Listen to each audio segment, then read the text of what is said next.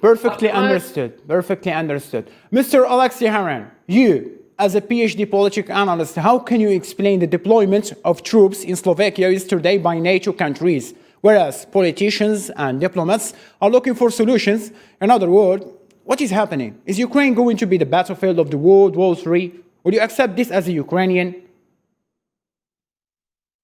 Look, listen, this is a question to Putin, why he is bombarding Ukraine, why he attacked Ukraine, why he's waging war on Ukraine.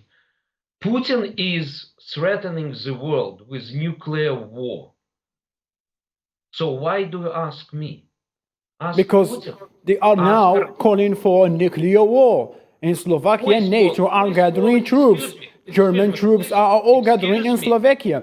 Putin, if you ask him, he will say, I'm defending my national security because Nazism in Ukraine are putting a lot of pressure over the Donetsk, Lugansk, Donbass in general. Well, you are presenting Russian points of view so I'm not nice. in the side of Russia, neither in the side of Ukraine. I do have the side of neutral. I just want you to explain to me the point you do have. Okay, I will explain, but you are now presenting the points of Russian propaganda. Okay. So let me explain to you very simple. Ukraine is attacked in non-provoked aggression. Russia is going to crush Ukraine. That's what Putin said. Slovakia, Slovenia are small countries. What their behavior should be? Please tell me, if they see that Russia, nuclear power, they are crushing a large state in Europe, what the small states should do? The answer is simple. They are asking for NATO and the US to reiterate guarantees that they have that there would be no Russian aggression against these countries. So this is a very simple answers. By the way, you showed Mr. Putin, who was sitting in bunker and having a video connection with his staff. So that's very interesting because the Russian dictator for 20 years, he's sitting now not in Moscow, he's sitting in a bunker and he's communicating with his own generals via video.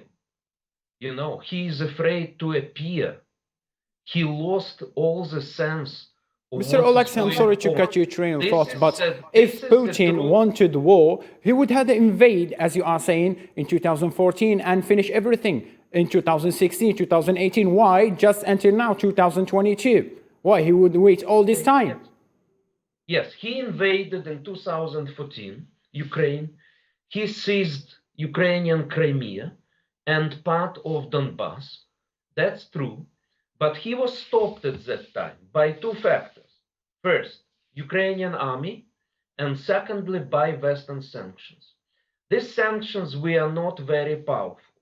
But Putin decided to collect more forces, and that's what he did right now. Again, 200,000 Russian troops. 90% of Russian combat-ready forces are engaged in Ukraine. He encircled Ukraine through Belarus, Russia, and he blocked also the Black Sea and Azov Sea in violation of all the international agreements. So he encircled Ukraine, and he was thinking that it would be very easy for him to crush Ukraine. Russian soldiers received the food for 3 days. So Putin, dictator, he thought that Ukrainian army and state would collapse in 3 days. And now I would like to give you some figures. During 10 years of war, the Soviet Union lost in Afghanistan 15,000 soldiers. Yesterday, Russian newspaper gave a figure of 10,000 Russian soldiers. 10,000. It's not even a month of war. After that, it was urged to remove this figure. So now you cannot find it. But actually, Russian army is having huge losses. Russian army is corrupt. Russian army is not appeared to be not ready. Quite understood. Now we will give the time to Mr. David Powell.